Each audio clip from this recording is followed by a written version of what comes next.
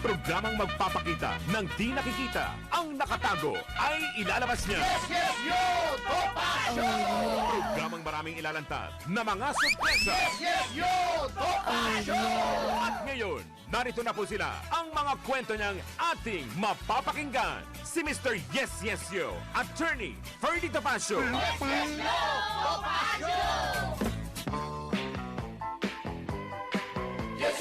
Yahoy! Yes, yes, yo, Topacio. Happy Monday sa inyong lahat. Yan. Sa ngalan ni Attorney Ferdy Topacio. Ako po si Miss Juvie de Guzman. Grabe, no? Parang kailan lang, di ba? Biyernes. Tapos ngayon, Monday na uli. Ang bilis ng panahon. Ibig lang pong sabihin, masaya tayo. Pag kayo po ay nagtataka na maagang-maaga yung pagpapalit ng araw, parang tumatakbo yung panahon na tuloy-tuloy, walang aberya, ika nga. At salamat din sa lahat ng mga kaagapay namin ni Attorney Topacio dahil po sa inyo, ayan, nagpapasalamat po kami dahil marami pong mga naririnig kami sa mga mga comment nila. Salamat po sa inyo. Alam niyo po, kayo po ang dahilan kung bakit po sumasaya tayo. Kayo din po ang dahilan kung bakit marami po tayong nakukuhang mga magagandang feedback. At kung yung merong hindi naman natutuwa, pasensya na po kayo. Ang gawin lang po ninyo mga kaibigan ay ituro niyo po kung ano ba ang dapat. Yan. Sa panahon ho ngayon, kailangan tulungan. Kung may problema po, solusyonan. Kung meron po tayong mga hinaing sa buhay, alam niyo, gustong-gusto ho namin ni Attorney Topacio na matugunan ang anumang problema po ninyo. Kaya, wag po kayong bibitiw, no? Dahil sasamahan niyo po ako habang hinihintay natin si Attorney Topacio. At syempre, mga kaibigan, sa ngalan pa rin po ni Attorney Ferdy Topacio, ito po ang ating Monday. Sabi nga po, Monday na dapat ho pakinggan natin ang unang balitang meron ho tayo. Handa na ang Commission on Elections sa nakatakdang parliamentary elections sa Bangsamoro Autonomous Region in Muslim Mindanao o BARM. Yan. At syempre, ayon kay COMELEC Chairman George Erwin Garcia, 90 hanggang 95% ng nakahanda ang ahensya para sa naturang eleksyon na gaganapin sa Oktubre at 13 ngayong taon. Pinawi rin ng poll body ang pagdududa ng publiko sa muling pagpapaliban ng BARM elections katulad ng nangyari sa barangay at SK elections. Dagdag pa ni Chairman Garcia, aabot sa halos 2.3 milyong tao ang nakatakdang bumoto sa eleksyon ng BARM. Yan. At alam niyo po, maganda yan kasi meron ho talagang mga taong bayan na naghahanap pa rin ng ibang leadership, di ba? Pagbigyan po nating pakinggan po nila ang pakinggan po ng sabi nga ng mga tao ang kanilang hinaing at napakaganda po niyan. Maganda ho yung meron tayo at congratulations COMELEC dahil nahanda niyo na ang inyong nais mangyari, di ba? Importante din po yan mga kaibigan. Well, sa ikalawang balita naman, baliktad o binaliktad ng National Police Commission ang ilang appointment na isinagawa ni Philippine National Police Chief General Nicolas Torre III. Yan. Binaliktad, ibig sabihin nabago ang mga posisyon nila. Kabilang sa ipinag-utos ng NAPOLCOM ang pagbalik kay Lieutenant General Jose Melencio Nartates, no? At bilang PNP Deputy Chief for Administration at Lieutenant General Bernard Banac bilang Commander ng Area Police Command Western Mindanao. Wow! Congratulations po! At samantala, sa inilabas na resolusyon ng ahensya, ipinag-utos din ito na balasahin ang ilan pang opisyal ng PNP kung saan magiging NCRPO Regional Director si Major General Robert Alexander Morico II mula sa pagiging commander ng APC Visayas. Si Major General Anthony Aberin naman ang magsisilbing PNP CIDG Director mula sa pagiging NCRPO Regional Director. Yan. Ililipat naman bilang Regional Director ng project, sabi nga po dito po sa Pro 4, yan. A, na si Brigadier General Paul Kenneth Lucas mula sa pagiging Deputy Regional Director for Administration na NCRPO at si Pro 4 o A, Regional Director Brigadier General Jack Wangki naman ang papalit sa pwesto ni Brigadier General Lucas. Wow, congratulations pa rin. At bukod sa mga nabanggit, kabilang din sa balasahan sina Brigadier General Romeo Macapas, Brigadier General Arnold Ardiente, Brigadier General William Segun, Colonel Hansel Marantan, yan, Colonel Jonathan Abella at Colonel Arnold Rosero. Ipinunto ng NAPOLCOM na inisyong resolusyon ang kapangyarihan nitong kontrolin ang pambansang pulisya alinsunod sa Section 6, Article 16 ng Saligang Batas. Ba? Ayos yan. Alam nyo, minsan, no, natutuwa din tayo, appreciative tayo masyado talaga pagdating dyan sa mga men in uniform. At pagdating naman ho sa pagbabago, siguro, let's accept it. Talagang kailangan po, iba-iba ang nakakasalamuha ng ating taong bayan. Tama naman po yan. At maaaring may mga iba dyan sa inyo na nagre-react o mga pagbabago kasi, alam nyo, minsan, sanayin natin ang sarili natin na laging may pagbabago. And that's good enough to listen. At alam naman po natin, meron ho tayong batas na umiiral sa bansang ito. Sa ngalan po ni PBBM. At sana po magkaroon tayo ng magandang mga feeling ngayon, di ba? Alam nyo, pag feeling safe tayo, lahat po ng bagay magiging maganda. At magiging tuloy-tuloy ang pag-unlad ng ating bansa. Yan po ang oras natin, alas 11:09 ng umaga. At syempre, alam nyo naman, sa ganitong oras po ay ito po yung talagang sabi nga po ay unahin natin ang magagandang bagay na pwede natin pagsalu-saluhan. Lalo na ho, Monday ngayon mga kaibigan. Pag Monday ho kasi, isipin natin ang ikabubuti ng lahat, di ba? Ikabubuti ng merong mga pare-parehong pananaw sa buhay, lalo pat pag meron tayong magagandang agenda. Pagsama-samahin natin yan. At yung agenda na yan ay mas lalong tatatag at gaganda. Yan po isang ayon sa mga eksperto na nakakausap natin. And I want to thank nga ho pala Miss Josephine Salvador dahil nung Saturday po ay naimbitahan tayo sa dinner party ho na kanyang birthday. Can you imagine si Josephine Salvador po ay mula pa sa Guagua, Pampanga. Yan. Siya po ang may-ari ng Rosario Medical Center kung saan imagine nyo, pinuntahan pa talaga kami para lang ma-meet niya kami. And that's good na meron mga tao na imbes na yung mga friends niya ang mahirapan o yung family niya na nandito sa Manila ang mahirapan, talaga namang ginawan niya ng paraan para makasama. Alam niyo, ang birthday kasi once a year lang naman ho yan. Padagdag nga lang na padagdag. Hindi natin mapipigil yan. Kaya malapit na rin ang birthday ni Atty. Topacio. Antabayanan natin kung ano yung mga big bang, di ba?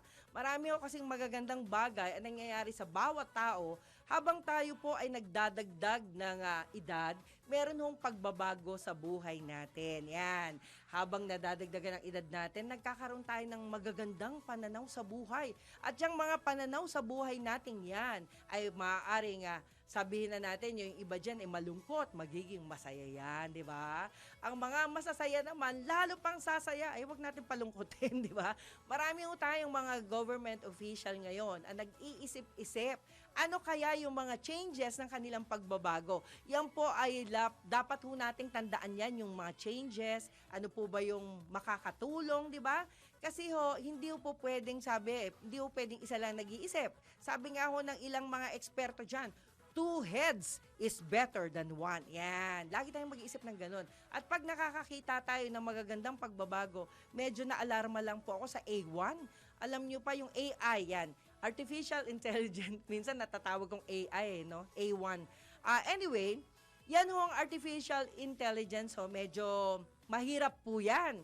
Alam nyo po ba, marami hong mga nakakasama sa paggamit ng Artificial Intelligence. Una-una, sabi ng ilang ekspertong nakausap ko pa rin, dahil ito po ay napapasok ng kadalasan ay mga scammer. Yan. Scammer in the sense na nanloloko ng i-scam. Naku, mag-ingat po tayo dyan. Huwag tayong basta-basta maniniwala sa mga nagme-message sa atin ukol sa ating personal na bagay-bagay. Yan. Ingatan din po natin. Alam niyo po ba, pati boses natin pwedeng i-clone, pwedeng gayahin. Ito, nakakalungkot po ito Can you imagine, hindi naman pala ikaw yung kausap sa telephone, pero ikaw na ikaw ang naririnig nila, akala nila ikaw talaga yung kausap nila. So, ang masama nito, dahil sa ikaw yung kausap, magtitiwala sila ngayon. At pag nagtiwala sila, lalo na pagdating sa mga kaperahan, nako, mag-ingat po kayo. Dahil nagtiwala sa boses mo na ikaw yung kausap nila, dahil ikaw ay humihingi ng mga emergency ayuda, whatever, may mga tao hong ganun. Nako, ingatan po natin yan.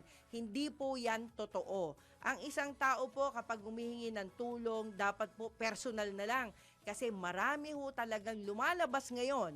International pa yan ha, international, hindi lang po sa Pilipinas.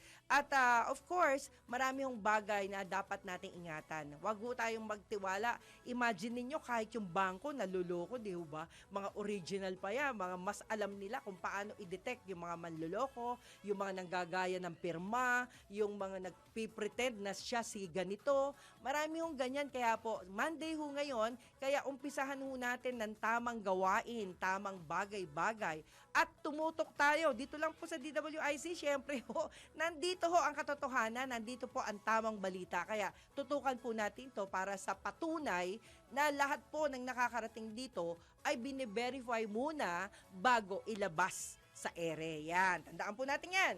At syempre, ayan, batiin ko muna yung aking friendship, si Susan Cambry. Hi, Susan! Ayan, mula sa Business Mirror ho itong balita natin, ipinagbawal na sa Santa Maria, Bulacan ang paggamit ng mga induction furnace sa mga steel mill o pabrika ng bakal sa naturang bayan. Bakit kaya?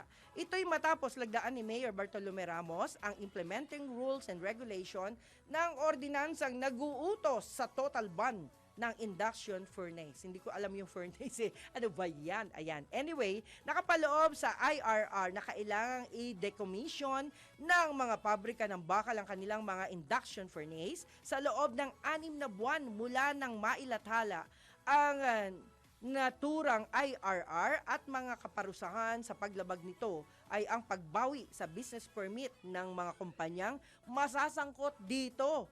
Pagmumulta o kaya naman ay 6 na buwang pagkakabilanggo. At nagsimula ang issue tungkol sa mga induction furnace na matapos suspendihin ni Mayor Ramos ang operasyon ng High Tension Industrial Corporation matapos magsampa ng complaint ang environmental group na SIDS o sabi nga dito sa PH yan. Nauna nang ipinagbawal sa China at Thailand ang mga induction furnace dahil sa masamang epekto nito sa kapaligiran. Aba, okay yan. Bawal pala talaga. At dahil na rin sa sinasabing pangit na kalidad ng bakal na gawa mula sa induction furnace. Okay, ba? Okay yan. Alam nyo guys, maganda ho ngayon, no? Nakikita ho natin yung mga changes na nangyayari po ngayon dahil nga binalasa yung mga opisyal, di ba?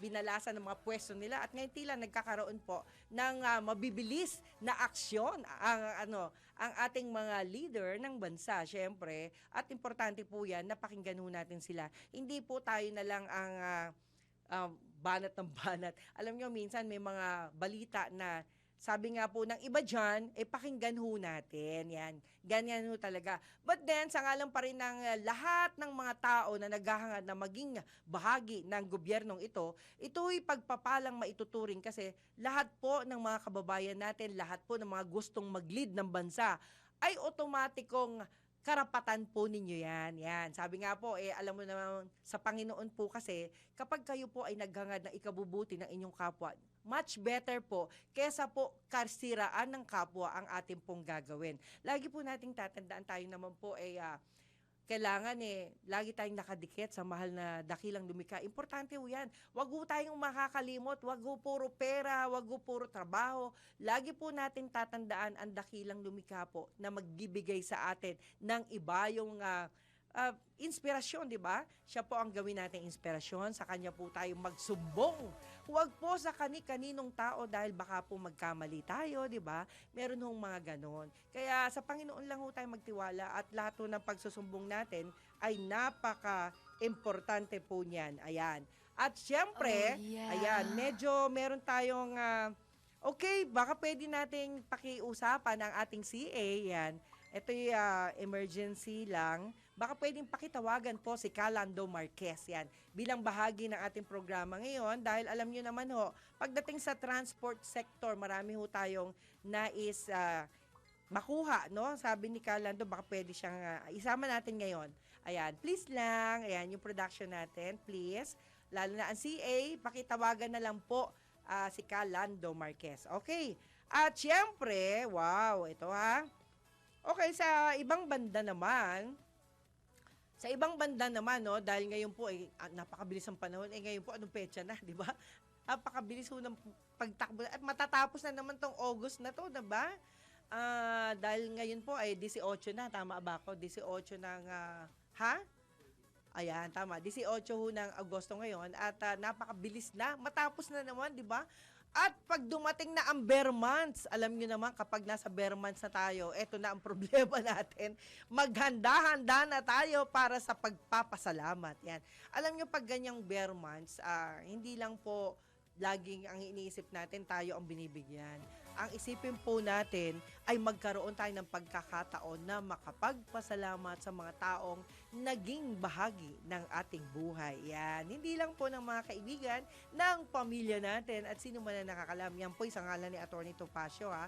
Dahil alam nyo naman si Atty. Wala na hong ginawa yan kundi magpasalamat doon sa mga taong nagiging bahagi ng kanyang mga gawain, no? Alam nyo, pang matagalan to, pag gawain talaga, kailangan lagi tayo doon sumunod sa hinaing na naririnig natin, pero kailangan sundin din natin ang ating kalooban, kung sino ang mga may karapatan na bigyan natin ng pasasalamat. Yan. Marami yan. Alam niyo naman ako, pag hindi ko man kayo makilala sa pangalan, pero napakalaking bagay po kasi na alam natin lahat ng mga taong naghihirap dito sa ating palatuntunan. Sabi nga ni Atty. Topacio ay kailangan magkaroon ng blessing ng pasasalamat. But anyway, ayon naman dito sa susunod nating balita, yan. Salamat din kay Terence. Ayan, siya po yung nag-ano sa atin. Okay, salamat Ito, wala na. Ito na yung huling balita natin para sa unang bahagi ng Yes Yes Show Topacio.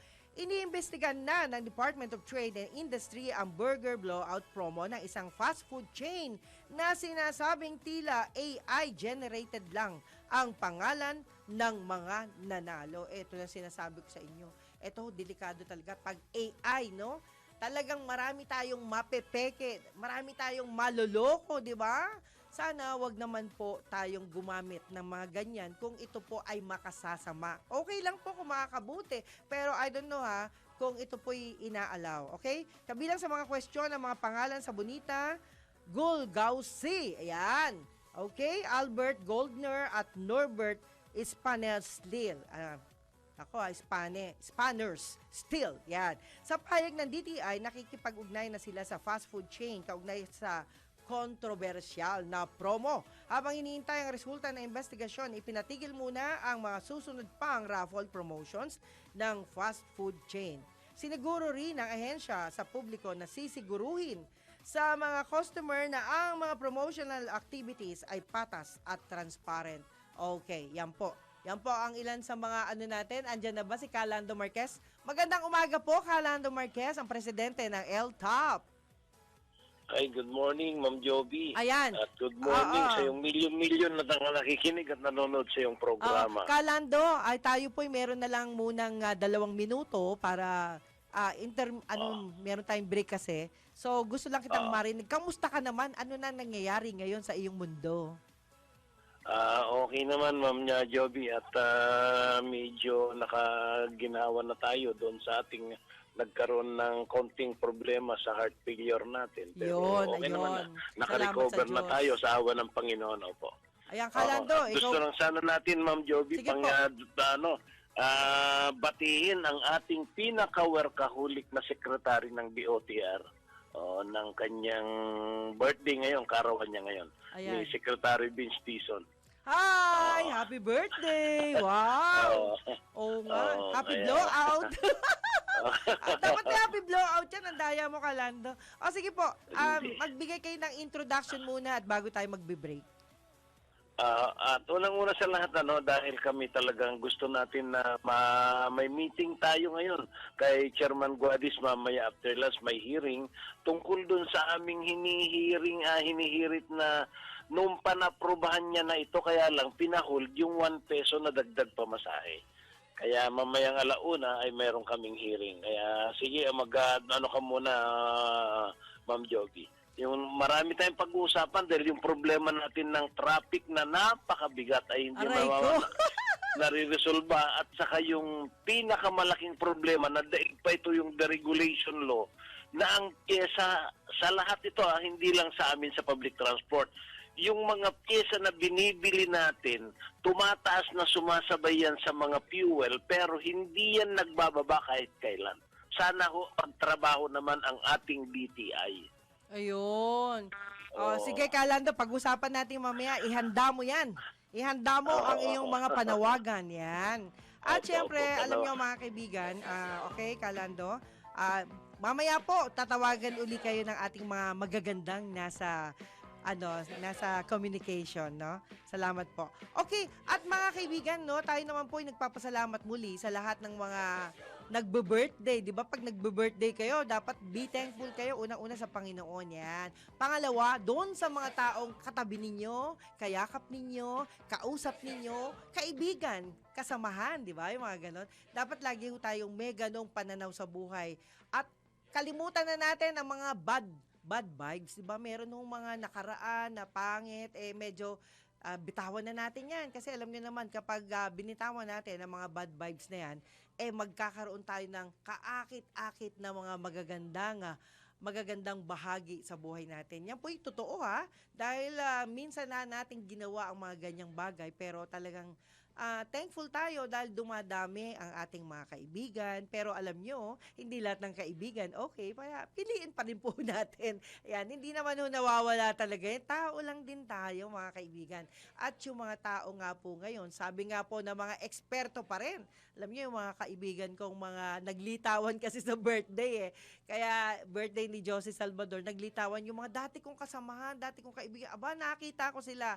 At mamaya po, meron tayong kwento ukol dyan. Okay mga kaibigan, pansamantala, break time muna tayo para sa ilang bahagi na dito sa bahagi ng break ng Yes Yes Show Topacio, sa ngalan pa rin ni Attorney Ferdy Topacio. Ang oras po mga kaibigan, alas 11:25 ng umaga. Yahoy! Yes, yes, yo, Topacio. Sa ngalan pa rin ni Atty. Ferdy Topacio, ako po si Miss Juvie de Guzman. Ang oras po, alas 11:35 ng umaga. Alam nyo, napakaraming good news. Congratulations! Aliw Channel 23, DWIZ 882, kay Bragi Braganza, at sa lahat pa na alam nyo, ang karangalan ninyo'y karangalan din namin. Di ba? Palakpakan natin, Kuya Winner, ang buong pamunuan. Palakpakan natin. Yan. Thank you, Kuya Winner. At alam nyo, kaloob ng Panginoon yan para magkaroon ng pagpapala. Yan, Panginoon pa rin ang may takda niya, Legacy Awards. O, di ba? Yan. Wag lang ko kayo papasok dun sa mga peking nagbibigay ng award, Kaya ito, medyo nakakatuwa kasi legit tong mga to. Anyway, mga kaibigan, eto na. Dito muna tayo sa pagbate, no, bago natin ipasok muli si Calando Marquez. Salamat po sa My Seaper Explorer channel.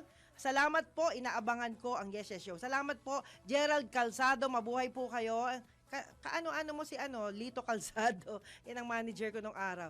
Okay, wala. Opo, pasensya na po Yes, salamat Sir Gerald Calzado. Si Krim, yan. Good morning po, Abid Pan po. Hi, Atty. Topacio, Miss Juvie. Salamat po. Daddy M, have a nice brother, bright lawyer, per Topacio and Sister Juvie de Guzman. Salamat po, more power. Salamat po. Mohicans, yan, Mohicans. Pangalan nyo na lang, guys. Ang dami nating messages. Gerald Calzado, yan. Salamat po sa inyo, sir. Salamat po, Marites Kanke. Yan, happy Monday. Okay, salamat po, ma'am. Onis House of Love, yan. Maganda yan. Basta may love. Maganda yan. From California. Zoren Langig, hi. Yan. Opo, pasensya na po, Arlene Diaz, budget. Yan, sa budget. Budget ang usapin talaga nga naman. Opo, Noel Buluran, yan. Salamat po. Ayan, marami talagang reklamo dyan. Pasensya na po kayo. Hindi ko po masasagot yung mga tanong ng iba dyan dahil alam nyo naman, pagdating sa legal matter, si Attorney Topacio ang bahala dyan. Yan. Francis Falco, yan. Oo nga, kakasalag no ng mga flood control issue. Pasensya na. Lilibet Valios, yan. Good morning po. Salamat. From Hong Kong. Mabuhay po yung mga taga Hong Kong, lalo na ang mga Pilipino. Yan. Carol Nose, salamat po. Yan, salamat po sa inyo. Roxanne Costo, May Perez, hi. Salamat po. Samson Kua, hi. Yan. Siyempre si Kuya, nandyan nakita ko yung mga sikat nating mga newscaster, yan, nandyan po ngayon silang lahat. Lalo na si Aya Yopangco, yan. Andyan din po si Sir Raul Esperas, si Ma'am Lydia Bueno, at marami pang iba. Alam niyo, Jen Patrolya, marami ho kay dyan, si Jen, yan, basta marami. Hindi ko masyadong pero lahat ho yan, lahat ng mga nagagwapo at nagagandahang mga, sabi nga po, news reporter, nandiyan dyan po ngayon. Yan. Bernabe Chu, mabuhay po kayo from Jeddah, KSA. Salamat po, Marilu Doloho. Salamat po. Ayan, salamat. Puro salamat na lang muna, ha. Suganobu Maruf Bersosa. Ayan, Ana Ardonio, hay, mabuhay po kayo. Lagi namin inaabangan ang show nyo. Naaaliw po ako sa team ninyo. Salamat po from Cagayan de Oro. Mabuhay po kayo. Mahal na mahal namin kayo. Tandaan nyo yan. Yan, walang bawian. Yan. Wonder Mike, Elza. Yan, magandang umaga rin po sa inyo. Reino Fernandez, Cinja's Kitchen. Yan. Benjamin Billones. Uy, maraming bilyon. Apelyido pa lang, bilyon na. At syempre, okay, medyo ikat muna natin yung pagbati natin. Later, babalik po tayo. Balik natin si Calando Marquez. Good morning, Calando. Ay, good morning, ma'am. Pasensya ka na, Calando, ha? Hindi, okay lang po, ma'am. Nakikinig ako. At napakaganda nga yung ibinalita ng inyong newscaster. Opo. Na ang ating Pangulo ay nananawagan na sundin, wala naman mawawala sa atin, sundin yung batas trapiko, di ba? Correct. Ay, alam mo ba, Calando, nanganib ako kanina, muntik na ako hindi makarating sa dami talaga ng problemang nakikita natin sa daan. Alam mo, kung pansinin mo ang problema na makikita mo sa daan, Ma'am Joby, at picturean mo lahat, baka hindi ka makarating sa pupuntahan mo dahil puro problema makikita sa daan. Hindi pala. Mga illegal vendor. Ang dami. Pati yung mga truck na mga basura na hindi mo maintindihan kung nakaparada. But anyway, lahat naman po ito'y may katapusan, di ba? Alam naman natin, Calando, yung utak ng mga magagaling sa transport sector, parang si Ka Obet Martin, di ba? Yung mga grupo na yan. Katatapos lang namin nag-usap ni paring Obet. Opo, yan po. Yung mga utak ninyo, pag samasamahin natin para malaki-laki, alam mo naman, pag utak malaki, matalino yan, di ba? Hindi ganon. Ano? Kailangan yung utak, kahit na malit ang utak mo, kung talagang may laman, dahil parang lang yan, ma'am, para yung mga electronics na natin ngayon, di ba, lilit na ng mga cellphone natin, pero ang dami ng laman, di ba? Ikaw naman, Kuya Lando, hindi tayo literal. Ang point ko lang dito, pag pinagsama-sama yung kaalaman ng lahat, alam mo naman mga Pinoy, di ba? Yun yung tama ka. Yun ang ibig sabihin. Oo, pag nagsama-sama lahat, yung mga eksperyensado na talagang magaganda pag sama-samahin, ay maganda ang Pilipinas. Diba? Opo. Ano pa ho ba maiduduktong natin? Ang dami ho talagang problema. Pero ano po ang solusyon na gustong-gusto ho ninyong ipaalam natin, kulitin natin yung ating LTFRB, kulitin din natin yung LTO, kulitin din natin lahat ng mga merong sabi nga nila sino ba yung mga responsable dyan sa transportasyon? Yan. Unang-una, dahil nga birthday ng ating secretary ngayon ng Sige beach po. season, ay napakarami ho ang dapat ibalik na yung pong kagaya dito sa problema ng traffic na ang sinasabi ho, Ma'am Joby, ng LTO Opo. ay malaki ng backlog na hindi nagbabayad ng rehistro. Di ba? Dahilan nga yan sa pagtanggal ng nakarang administrasyon yung tinatawag na renewal decal sticker. Yun yung palatandaan mo, Ma'am Joby, Opo. kung ikaw ay nakarehistro o hindi. Makikita ka sa daan, di ba? Opo. Ng mga enforcement, local man o national enforcement. Ngayon, tinanggal nila yan. Kaya mula noon, talaga napakarami ho ang sasakyan na tumatakbo na unregistered na kung hindi maaksidente, pag na-aksidente, saka mo lang malaman na unregistered pala yung vehicle. Ay, Dahil i-verify naku. ngayon sa LTO. Patay tayo dyan. So, Oo. yan ho yung isang malaking problema at hindi mo na madidistinguish, hindi mo makikita kung yan ay kolorom o pribado. Dahil nga, tumatakbo na puti ang plaka, di ba? Opo. Kasi yung public transport, mayroong batas na nakatakda na ikaw ay bilang public transport, nakalagay sa batas ay ang plaka mo dapat na ilagay sa sasakyan ay kulay dilaw. Di ba? Opo. So hindi na nila sinusunod yan. Kaya 8 taon na ngayon, taon na ito, yung hindi na wala sa pagsunod yan. Kaya yan ho, Ma'am Joby, ang isa sa problema kung bakit hindi nahuhuli ang mga kolorom, mga illegal, mga unregistered vehicle dahil po sa ang batas, ang sabi ko nga po, personal ko to, ay ginagawa kasi minsan atas ang batas. Di ba? Hello, Ma'am Joby, naputol ka. Po, live po tayo ngayon, mga kaibigan. Ayan. Si Ma'am Loli, nagtatanong po kasi, Loli Acosta, ang ating isa sa Ay, mga... si Ma'am Loli. Kumusta, si Ma'am Loli? Pinakamagaling kaibigan na natin yan. anchor. Napakabait na napakaganda pa. Opo. Okay, Kagaya so sa mo. ngalan pa rin ni Atty. Topacio, so yung problema na ating hinaharap ngayon, at gaano ba karami yan? Ilang porsyento ba yan sa tingin mo? Napakarami na yung pong ating mga kaagap. Registered. Oo, yung unregistered.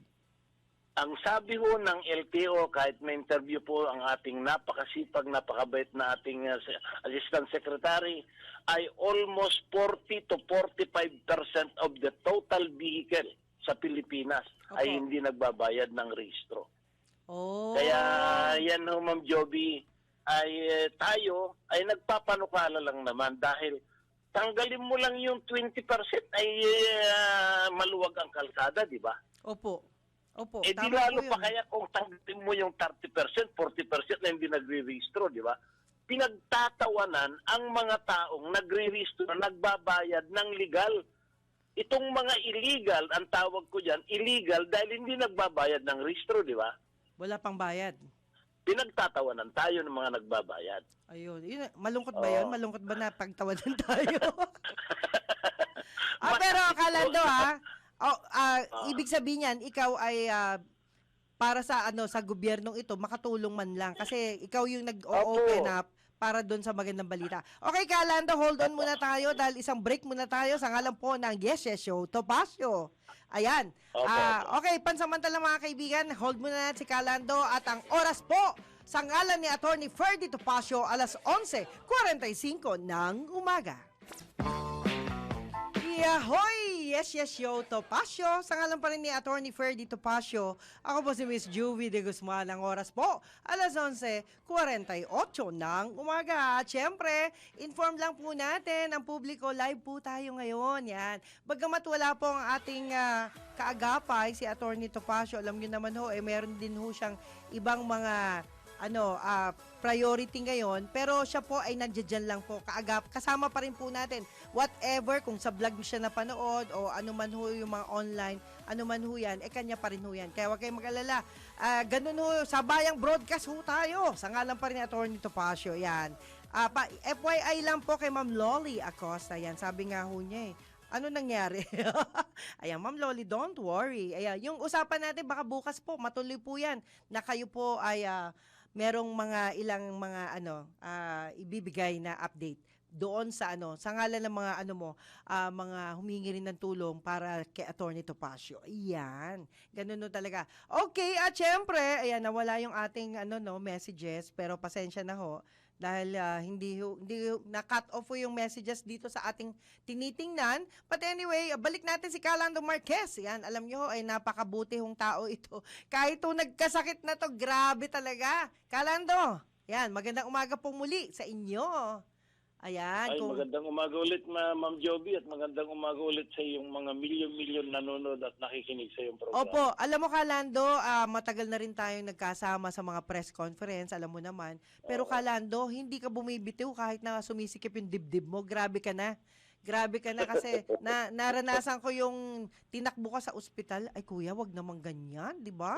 Masyadong masakit. Alam mo na, iyak ako that time na tayo magkakasama tas bigla kang tinakbo sa ospital. Nawala ka sa paningin ko, di ba? Nag-alala talaga ako. Pero kuya, hanggat Nandun ba maaari. si Secretary Bautista noon?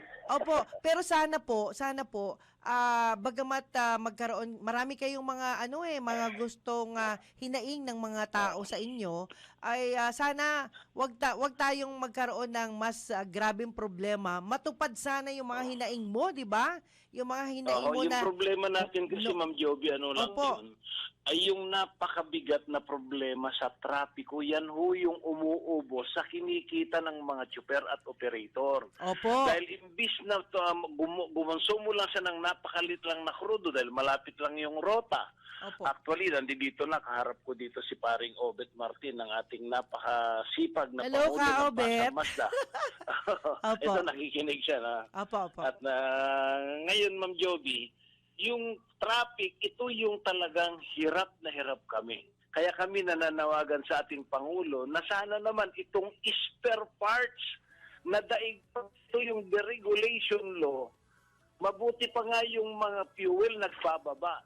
Pero yung mga tindahan ng spare parts, hindi nagbababa ng presyo, kundi pataas ng pataas ang presyo ng spare parts. Diyan ho ang umuubos ang aming kinikita. Oo nga naman. Lalo na yung...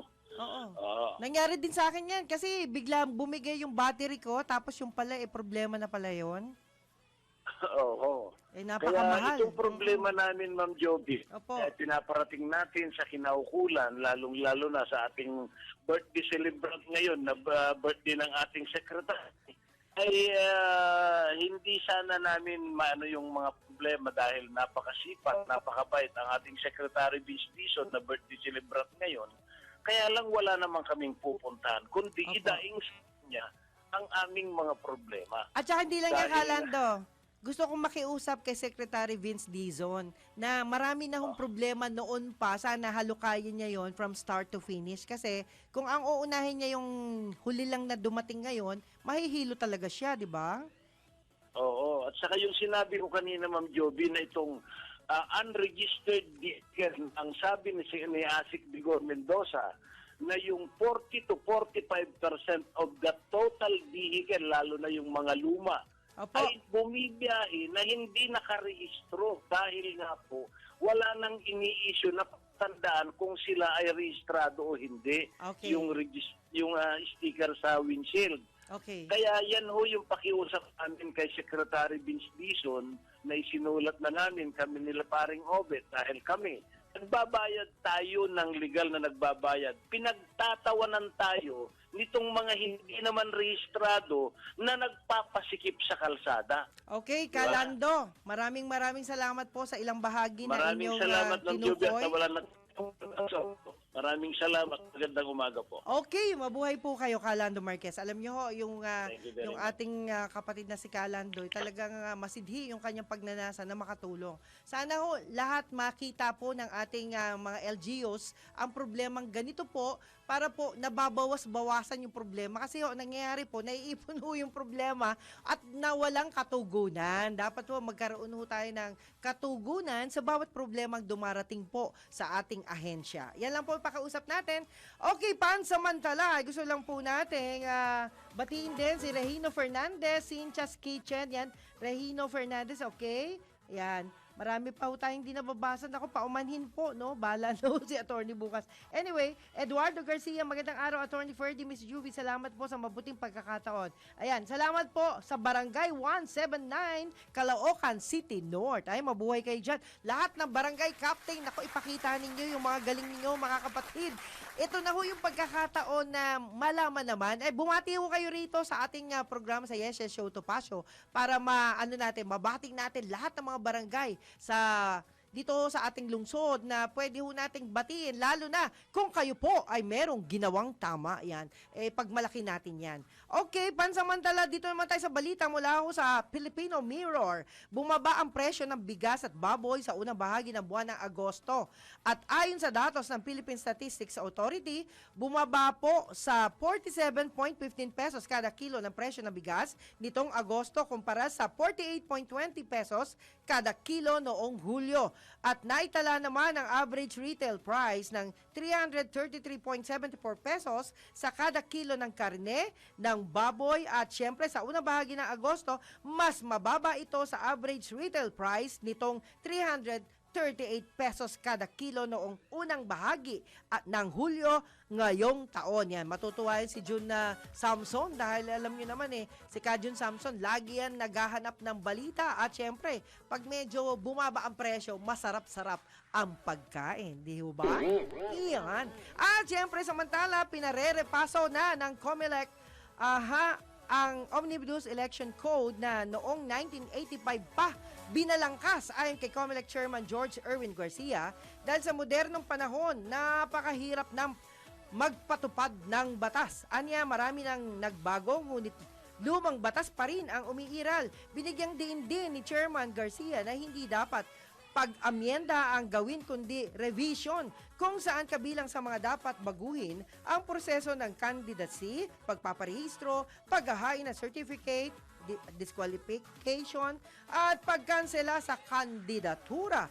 Noong pang 2023 nang matapos ang poll body ang mahigit siyam na maraang pahina ng proposed amendment sa OEC o Batas Pambansang bilang 881. Yan ho yung ngayon pinakiusap ng ating COMELEC chairman. At kasunod ng mga insidente ng karahasan sa ilang paaralan sa bansa, nagsanib puwersa ang Department of Education at Philippine National Police upang matuldukan na ito. At sa pulong ni na Education Secretary Sani Angara at PNP Chief General Nicolas Torre III, kanilang natalakay ang pagpapaigting ng policy o ng police visibility sa paligid ng paaralan. At siyempre, gayon din ang pagpapalakas o capacity building ng mga first responder ng mga barangay at eskwelahan.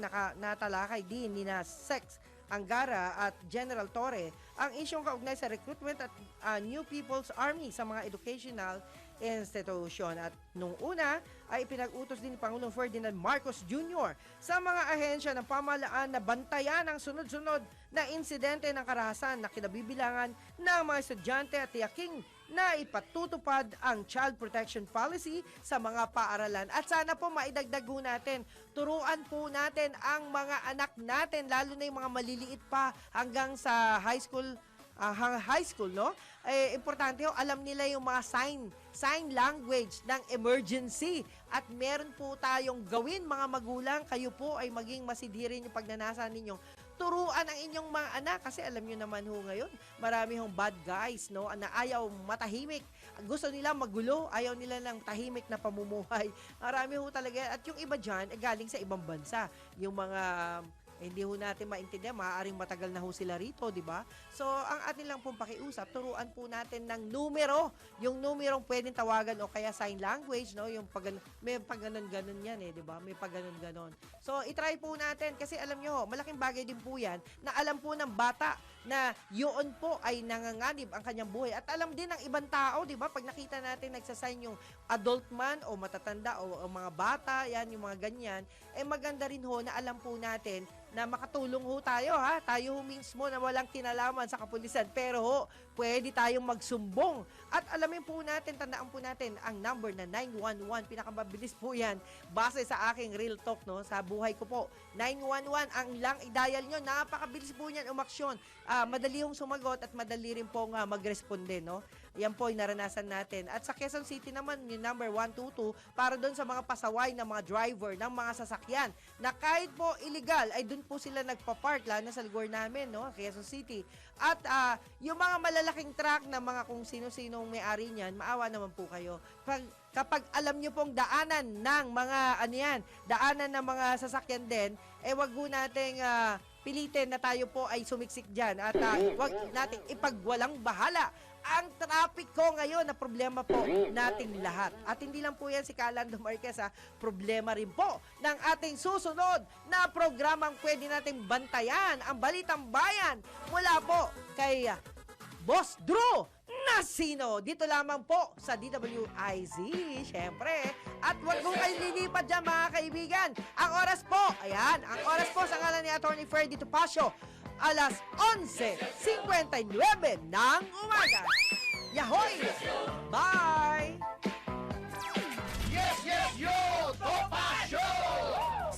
Si Mr. Yes Yes Yo, Attorney